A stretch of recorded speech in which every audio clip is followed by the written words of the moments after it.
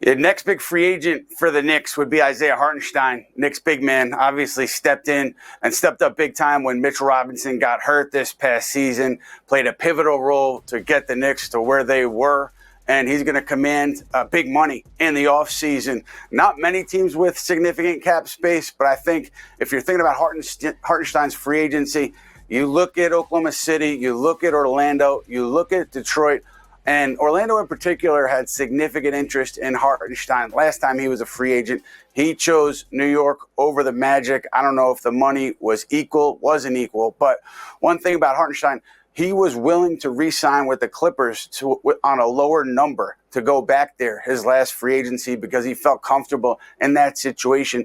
And that just tells me that if the money's equal, or even if he's taking a little bit of a haircut with New York, I would think he would lean towards coming back here because of what he did these past few seasons and his comfort level with the group and how he fits this group.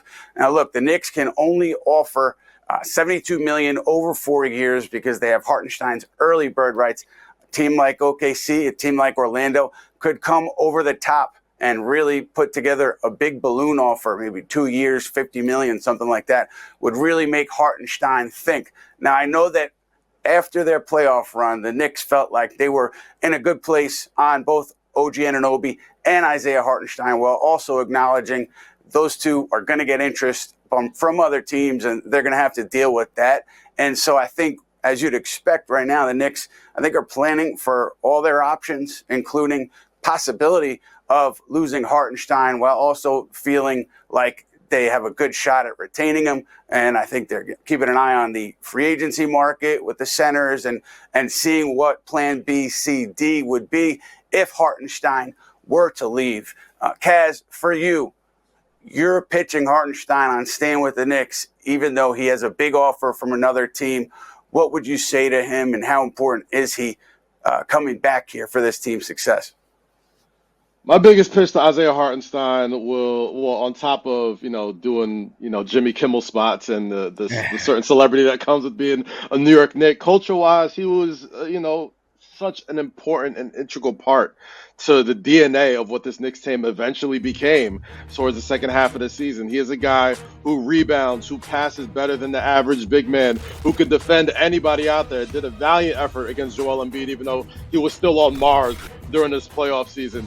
I think chemistry goes a long way, and I think the fact that he was willing to take less money to stay in a winning situation like Los Angeles Clippers gives you a little bit of hope that he would stay in New York, given the success that this team had towards the end of the season.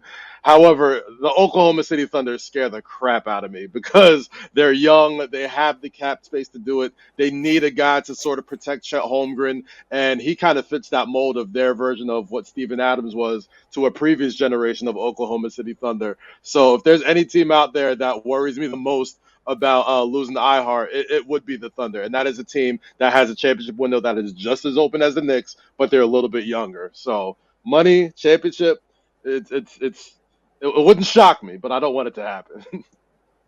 OKC would definitely be, on that radar of teams to watch, even though it hasn't been Sam Presti's nature to go out there and splurge during free agency. But for Isaiah Hartenstein, I've came away with the observation I came away with after this season is that he needs to be back with the Knicks, and he needs to be the de facto starting center for the Knicks. I was impressed with so many things that Isaiah Hartenstein improved on since he's been here with the Knicks. His defense, his rebounding, he gave Tom Thibodeau a lot of credit for that.